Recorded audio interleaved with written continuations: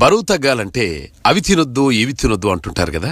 అయితే తీయని చాక్లెట్లు తింటూ బరువు తగ్గండి అంటున్నారు పరిశోధకులు.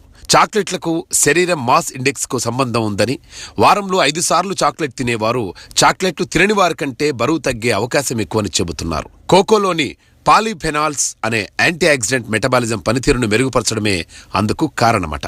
అయితే ఒక కండిషన్, రోజుకు 30 గ్రాములకు మించి తింటే క్యాలరీల కౌంట్ పెరుగుతుంది కాబట్టి మితంగా తినాలి. అలాగే మంచినీరు కూడా ఎక్కువ తాగితే క్యాలరీల ఖర్చు కూడా పెరుగుతుంది. వీలైనప్పుడల్లా ఓ గ్లాసుడు నీళ్లు తాగితే చాలు, తెలియకుండా బరువు తగ్గిపోతారట.